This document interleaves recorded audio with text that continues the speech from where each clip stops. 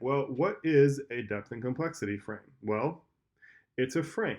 They call it a frame because it looks like a frame. Now, you might give these to your kids as a piece of paper that they just kind of fold or draw on. We're going to do ours digitally. So what I've done here, and I'm going to show you specifically how to do this in Google Slides, is I have set up a blank frame. And what I, as the teacher, do now is I, in the center of the frame, put the topic that I am going to be teaching about or that the students are learning about. So the first thing you do is make a frame and then select your topic, which of course is going to be content specific. I chose conflict just because it shows up across lots of different disciplines. Now, I've got my students thinking about conflict. The next thing that I want to do is pull in some icons. In this case, I've chosen origin and ethics, and pull them into these outer quadrants.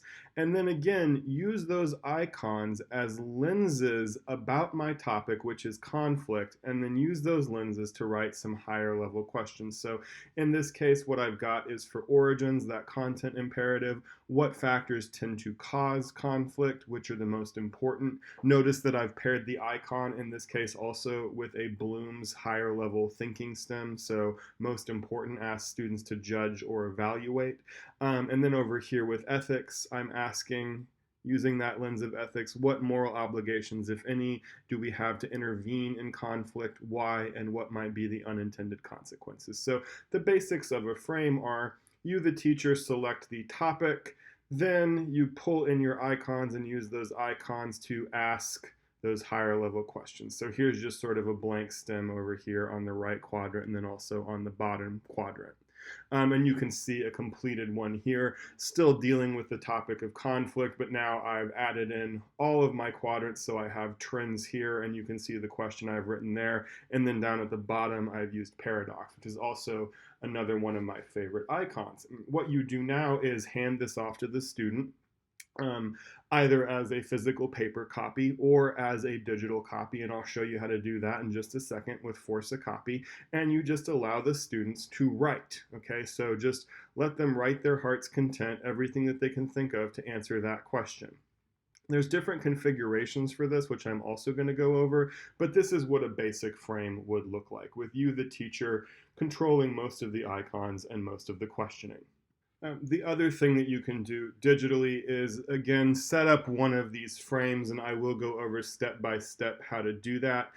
Set up one of these blank frames, and then up at the top, what you have are essentially these digital manipulatives. So each of those icons can be moved around and put into different quadrants on the frame, and then used as a thinking tool. So I do want to show you just real quickly.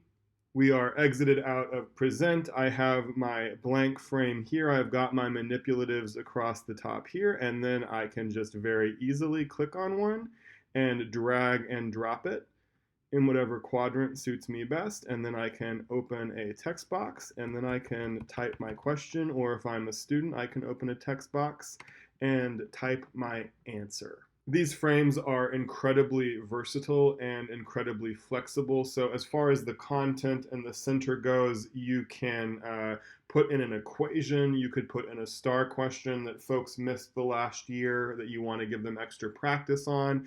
You can put in ACT questions. Quotations, pictures, graphs, passages, prompts, etc. Really, the sky is the limit in terms of what can go in there for the curated content. You can also leave it more open-ended for the students, where you pick the content in the center, and maybe you let students pick the icons they want to use. You can assign it so that you pick the content in the center. Maybe you have students working in a group of 4, and they are all working on multiple perspectives on whatever the content in the center is, and then once they have done their thinking in the blank space, or whether they're answering a specific question, then they have a conversation about it, and then they come down here to where it says big idea in the bottom left hand corner, and they try to synthesize their thinking based on each of them using that multiple perspectives icon as their thinking lens about that content. So it's very diverse, very versatile. You can use it for a lot of different things in a lot of different ways. This, by the way, is a teacher example. This is from a training we did not too long ago. The content was Aesop's Fable of the Animal and the Plague. I assigned groups of 4 teachers their own slide. Their subject was, of course, the story. The teachers were allowed to select their own icons. They drug them down, and then they wrote their higher level questions. So just so you have another perspective from a teacher besides mine available. So the question now becomes, how do I make one step by step? Now, it may be that you feel pretty comfortable in Google Slides and you can kind of fast forward through this part, but for those of you who are maybe a little less comfortable with Google Slides, I am actually going to set one of these up step by step on a blank slide. So if you feel good about it, feel free to fast forward. If you'd like a little bit of a tutorial, keep watching. So first things first, I have a brand new blank Google slide. If you forced a copy of the whole slide deck earlier on in the presentation, you will also have this space in which to work. First step is we come up here to the shape button and select rectangle, and we're just going to make ourselves a small one to start.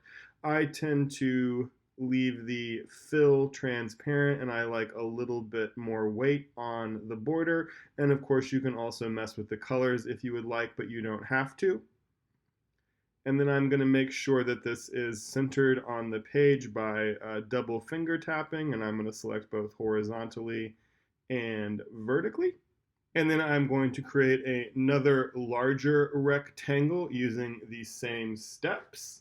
And then what we need to do is select the line function and just go ahead and connect our corners.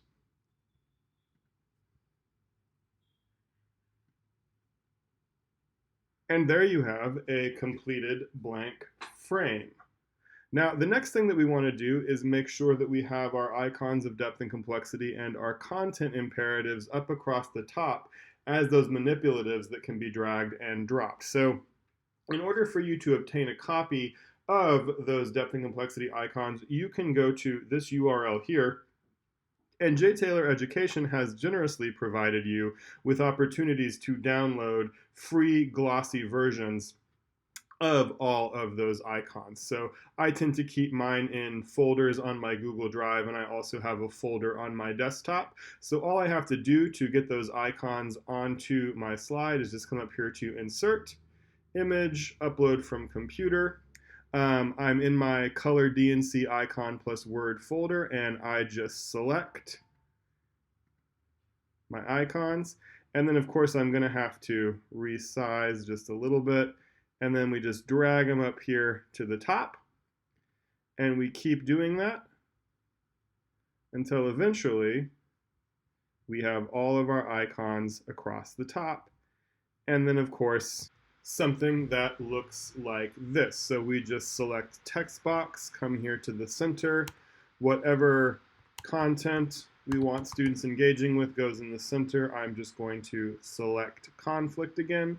And then you, the teacher, can just drag and drop whichever icons you want students engaging with into the quadrants, or you can allow students to do that on their own and choose their own icons. More text box, and you just type in your question, or students can type in their answers.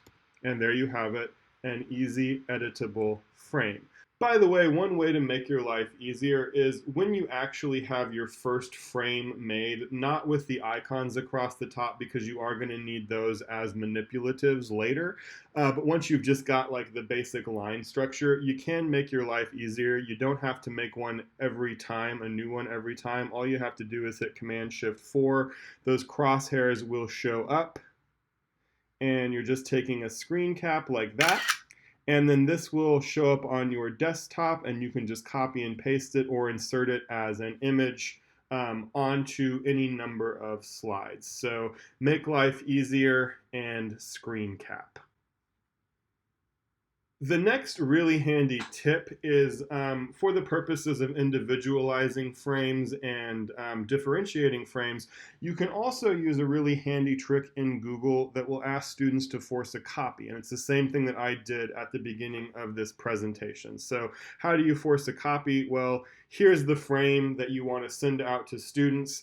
Pretty simply, Just make sure we're exited out of full screen. You come up here to the search bar, and where it says edit, you just put your cursor there. You want to make sure that caps lock is not on. You delete that and you type in copy, and then you copy this URL, and that is what you send on to students, and that will force an individual copy for the individual student or for a group, so you can differentiate various frames for various subjects, various classes, etc. So handy Google tip there.